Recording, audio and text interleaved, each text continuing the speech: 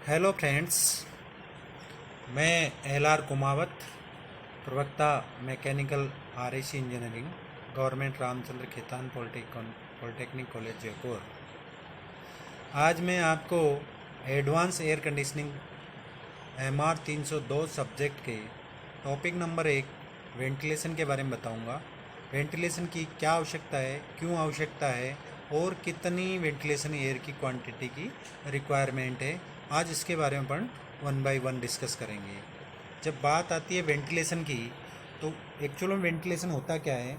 Ventilation का मतलब है कि जो स्पेस के अंदर ऑलरेडी एयर है वो आपकी चेंज होती रहे और उसको फ्रेश एयर या एनवायरनमेंट की जो एयर है वो आपकी रिप्लेस करती रहे, तो उसको वेंटिलेशन कहते हैं। यानी कि और वो पर यूनिट टाइम में कितनी चेंज होनी चाहिए। ऐसा नहीं कि भाई वही जो एयर है वो आपकी मान लो 10 साल से आपकी चेंज हो रही है, ऐसा नहीं होना चाहिए। तो वेंटिलेशन का मतलब ये है कि पर यूनिट टाइम में जो भी अपन टाइम ले रहे हैं उसमें आपकी जो है ना स्पेस की एयर चेंज होती रहे। कितनी एयर चेंज होगी ये अपन आगे डिस्कस करेंगे। जो एयर चेंज हो रही है दैट इज़ द वेंटिलेशन, यानी कि फ्रेश एयर आ रही है और जो स्पेस की एयर है उसको अपन रिप्लेस कर रहे हैं कंटिन्यूसली। पुराने ज़माने से ही चला आ रहा है कि जो आर्किटेक्चरल बिल्डिंग डिजाइंस होती है उनमें विंडो छोड़ी जाती है, आपका डोर इस तरह से रखा जाता है कि ओपन स्पेस के अंदर, ताकि जो है ना फ्रेश एयर उसके अंदर आ सके और जो आपकी स्पेस की एयर है वो वहाँ से जा सके। तो ये वेंटिलेशन की नीड पुराने ज़माने से ही समझी गई थी और तभी से अपनी जो है ना बिल्डिंग डिज़ाइंस है वो इसी तरह से बनती आई है। आजकल इस वेंटिलेशन बढ़ती हुई आबादी, घनी आबादी क्षेत्र जो बढ़ रहा है और खुला स्पेस आपका कम होता जा रहा है, तो इस सिनेरियो को देखते हुए वेंटिलेशन की बहुत आवश्यकता हो गई है। क्योंकि नेचुरली जो है ना एयर वेंटिलेट हो नहीं पाती है, विंडो वगैरह जो है ना वैसे भी आपकी कम रहती है, फिर भी यदि रहती है तो वो ओपन एरिया में नहीं रहती है, एयर आ नहीं पाती है, तो नेचुरली वेंटिलेशन हो नहीं पाता है। तो मैकेनिकली वेंटिलेशन के लिए भी अपन जो है ना इक्विपमेंट लगाते हैं। एयर कंडीशनिंग में वेंटिलेशन की बहुत ज़्यादा इम्पोर्टेंस है, क्योंकि एयर कंडीशनिंग में आपकी ऑक्सीजन लेवल वगैरह, ऑक्सीजन लेवल, कंफर्ट, मॉइस्चर की मात्रा, टेम्परेचर, सभी बातों का ध्यान रखा जाता है। और फ्रेश एयर, बैक्टीरिया वगैरह भी नहीं होने चाहिए। इन सब बातों को ध्यान रखते हुए एयर कंडीशनिंग में वेंटिलेशन की बहुत ज़्यादा आवश्यकता है। पहली बात तो अपन अब वन बाय वन ये डिस्कस करेंगे कि वेंटिलेशन की वास्तव में आवश्यकता क्यों है। ऐसी कौन कौन सी बातें हैं जिनको अपन कंसिडर करते हुए वेंटिलेशन करना चाहिए। तो मैंने कुछ पॉइंट्स यहाँ पर जो है ना मेंशन किए हैं, जिनको दूर करने के लिए या जिनके कारण से जो है ना एयर दूषित होती है या हीट बढ़ती है या अनकम्फर्ट महसूस होता है, तो उसको दूर करने के लिए अपने को वेंटिलेशन की ज़रूरत होती है। तो सबसे पहला पॉइंट है to remove heat moisture given off by the occupant. Necessity of ventilation में जो कारण है, सबसे पहला कारण ये है कि भाई जो ऑक्यूपेंट्स जो स्पेस में रह रहे हैं, जो उसमें रहने वाले ऑक्यूपेंट्स हैं, उनके शरीर से कंटिन्यूसली हीट लिबरेट होती रहती है, मॉइस्चर लिबरेट होती रहती है, जो कि एनवायरनमेंट की जो आप उस स्पेस की एयर है उसका टेम्परेचर हीट को बढ़ाती है, साथ ही उसकी RH को बढ़ाती है, जिससे अनकम्फर्ट महसूस होने लगता है। इसलिए वेंटिलेशन की जरूरत है। दूसरा है ventilation of air by respiratory process. अपनी जो श्वसन प्रक्रिया है उसके कारण से भी जो एयर है वो दूषित होती रहती है, उसमें का CO2 की मात्रा बढ़ जाती है। दूसरी आपकी उसमें बदबू आने लग जाती है, जो अपनी सांस के द्वारा जो है ना उसमें फैलने लग जाती है। तो उसको भी दूर करने के लिए अपने को फ्रेश एयर कंटिन्यूसली चाहिए होती है, इसलिए वेंटिलेशन की ज़रूरत होती है। दूसरी chemical product like fume and vapours. कई केमिकल प्रोडक्ट्स होते हैं जो कि एयर में अपन टाइम टाइम, जैसे मान लो आपने कोई जो ये अपन डीओ वगैरह यूज़ करते हैं, उनके कारण उनकी फ्यूम जो होती है वो इकट्ठी हो जाती है। कुछ भी कोई वेपर है ऐसी जो कि उसमें क्या है कि एक तरह से स्मेल प्रोड्यूस कर देती है। या ऐसे कोई केमिकल, जैसे मान लो कोई अम्ल वगैरह है, एसिड वगैरह है, या और अन्य कोई प्रोडक्ट है जिनकी जो है ना आपकी स्मेल से पूरा जो है ना आपका एनवायरमेंटल अनकम्फर्ट महसूस होने लग जाता है। तो उसके दूर करने के लिए अपने को वेंटिलेशन की ज़रूरत होती है। चौथा है oxygen depletion as the result of the combustion.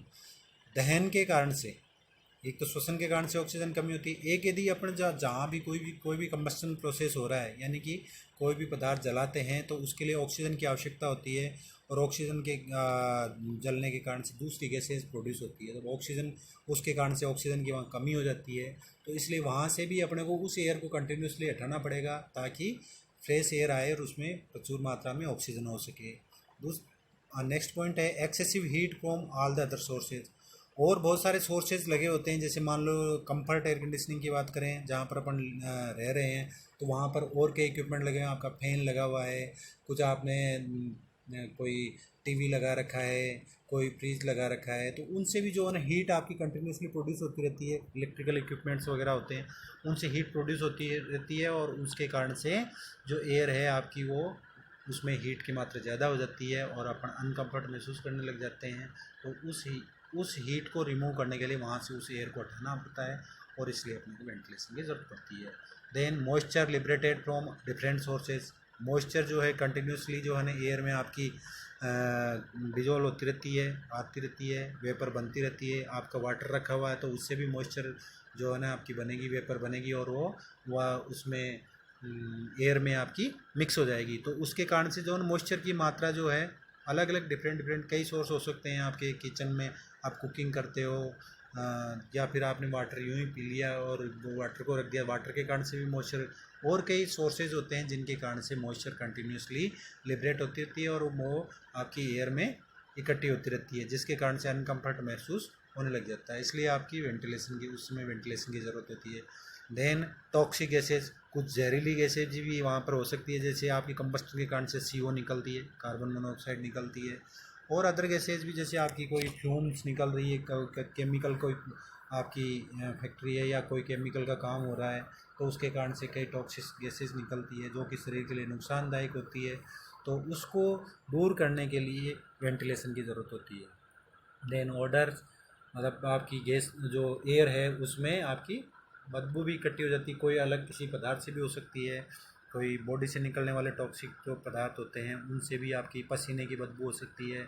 आपकी अदर जो है ना आपकी जो फूड की स्मेल वगैरह, या कोई अन्य जो है ना किसी भी तरह की बदबू जो है ना गैस में इकट्ठी, उसमें एयर में इकट्ठी हो जाती है, तो उनको भी आपको रिमूव करने की ज़रूरत पड़ती है। बैक्टीरिया, कंटिन्यूसली एयर वहीं पर स्टेगनेट है तो वो आपकी उसमें बैक्टीरिया वगैरह उत्पन्न हो जाते हैं जो कि आपके हानिकारक होते हैं, इसलिए उस एयर को कंटिन्यूसली हटाना ज़रूरी होता है। देन कोई स्मोकिंग हो रही है तो स्मोकिंग के कारण से भी वहाँ पर जो है ना एयर पोल्यूट होती है, उसको हटाना ज़रूरी होता है, फ्रेश एयर की ज़रूरत होती है। फॉग प्रोडक्शन, कोई फॉग बन रहा हो वहाँ पर, देन डर्ट, डस्ट, लेंट, इस तरह के कोई मान लो डस्ट हो रही है, डस्ट आ रही है कंटिन्यूसली, या कोई डर्ट है, तो उसको भी हटाने के लिए भी वेंटिलेशन की ज़रूरत पड़ती है। तो ये आपकी एक वेंटिलेशन की नेसेसिटी है, जो मैंने आप मेन पॉइंट्स आप लिखे हैं यहाँ पर।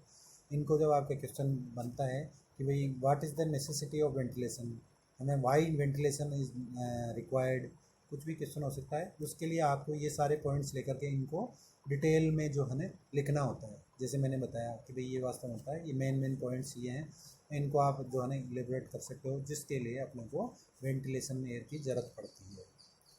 तो this is the need of ventilation, necessity of ventilation, requirement of ventilation, requirement of ventilation, ये सारे जो क्वेश्चन होंगे उनका सबका यही आंसर आएगा। Now what is the quantity of ventilating air required. अब जो आपकी आप वेंटिलेशन की अपन बात कर रहे हैं, वेंटिलेशन की बात कर रहे हैं, तो कितनी एयर की क्वांटिटी ज़रूरत पड़ेगी या कितनी अपने को वेंटिलेशन करना पड़ता है। तो वेंटिलेशन एयर क्वांटिटी जो है ना वो आपकी अपन एयर चेंज पर आवर, या CFM पर पर्सन, या CFM पर स्क्वायर फीट, इसमें अपन ले सकते हैं, क्योंकि इसमें समय जो है ना बहुत इंपॉर्टेंट है कि भाई कितने समय में एयर जो है टोटल स्पेस की एयर चेंज हो जानी चाहिए। एयर चेंज पर आवर का मतलब है उस स्पेस की पूरी एयर 1 घंटे में कितनी बार चेंज हो, that is air change per hour, जिसको ACH कहते हैं, ACH कहते हैं शॉर्ट में। CFM का मतलब क्यूबिक फीट पर मिनट पर पर्सन, यानी फ्रेश एयर कितनी ज़रूरत पड़ेगी पर पर्सन को, 1 मिनट में कितनी क्यूबिक फीट फ्रेश एयर की ज़रूरत पड़ेगी। CFM पर स्क्वायर फीट एरिया के हिसाब से जो आपका उसमें भी जो है कितनी क्यूबिक फीट जो है आपकी फ्रेश एयर की पर मिनट ज़रूरत होगी। इन किसी भी आप जो है यूनिट में ले सकते हैं, मोस्टली जो है ना एयर चेंज पर आवर में लेते हैं। ये भी ले सकते हैं, CFM पर पर्सन भी हो सकती है, CFM पर स्क्वायर फीट भी ले सकते हैं। जो फैक्टर्स होते हैं क्वांटिटी जो है, एयर क्वांटिटी जो है आपकी रिक्वायर्ड होती है वेंटिलेशन की, उनको चेंज करने की उसके जो फैक्टर्स अलग अलग फैक्टर्स हैं कि सबके लिए एक जैसी जो है ना आपकी वेंटिलेटिंग एयर की क्वांटिटी नहीं होती, किसी के लिए कम होती है, किसी के लिए ज़्यादा होती है। ये डिपेंड करता है कि भाई उसमें ऑब्जेक्ट्स में जो मैंने अभी नीड बताई थी उनमें कौन कौन से फैक्टर वहाँ पर स्पेस में इन्वॉल्व है। जैसे आपकी कोई बॉडी ऑर्डर है, रूम टेम्परेचर है, RH है, स्मोक है, ऑक्यूपेंट डेंसिटी के ज़्यादा है कम है, फ्रेश एयर की उनको कितनी रिक्वायरमेंट है। ये कुछ फैक्टर्स हैं जो कि एयर क्वांटिटी को प्रभावित करती हैं। मोस्टली जो है ना जहाँ भी अपन बात करेंगे भाई एयर वेंटिलेशन एयर की कितनी रिक्वायरमेंट होगी, तो कम से कम 1 एयर चेंज पर आवर जो है ना ये आपकी वेंटिलेशन की रेट होनी चाहिए। इससे ज़्यादा भी हो सकती है, 1 to 2 लेते हैं, 1 to 2 is the minimum requirement. 1 से 2 एयर चेंज, यानी कि 1 घंटे में 1 से 2 बार पूरे स्पेस की एयर चेंज हो जानी चाहिए। अब जो है वेंटिलेशन एयर की रेट ये मिनिमम है, बाकी ये डिपेंड करती है अलग अलग एप्लीकेशन पे। एप्लीकेशन के आधार पे इसकी वैल्यू अलग अलग हो सकती है।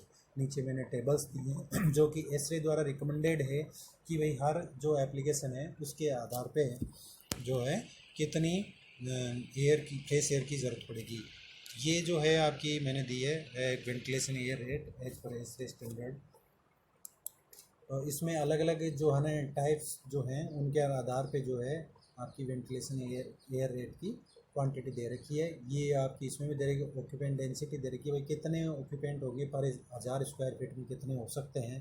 देन इसमें दे रखा है CFM पर पर्सन और CFM पर स्क्वायर फीट के अंदर क्वांटिटी दे रखी है जो कि मेजर की वजह से ऑफिस बिल्डिंग है, ऑफिस स्पेस है, पहला इधर है ऑफिस स्पेस में अपन मान के चलते हैं इसको 1000 स्क्वायर फीट में 5 आदमी होंगे तो CFM 5 CFM पर पर्सन चाहिए या 0.06 पर स्क्वायर फीट चाहिए। तो इस तरह से ये अलग अलग, जैसे आपकी पब्लिक असेंबली एरियाज़ में कितनी होगी, रिटेल पे कितनी, फूड बेवरेज में कितनी होगी, जनरल जो है आपकी वो कितनी होगी, देन होटल रिसोर्ट्स के लिए कितनी होगी, एजुकेशनल इंस्टीट्यूट है, डे केयर जो होगा वो 1000 स्क्वायर फीट में लगभग 25 स्टूडेंट्स को रख सकते हैं, 25 चाइल्ड्स को रख सकते हैं। और वो जो है 10 CFM पर पर्सन यानी 10 क्यूबिक फीट पर मिनट पर पर्सन के हिसाब से आपकी वेंटिलेशन एयर की ज़रूरत पड़ेगी। इसी तरह से स्क्वायर फीट की बात करें तो 0.12 CFM 0.12 क्यूबिक फीट पर मिनट पर स्क्वायर फीट के हिसाब से एयर की रिक्वायरमेंट होगी। ये इस तरह की पूरी लिस्ट है जो कि रिकमेंड की गई है। देन दूसरी आगे और लिस्ट है, देखिए आप जो दे रखी है आपकी अलग अलग दे रखी है। क्लासरूम के लिए क्या रहेगी, क्लासरूम का भी दे रखा है।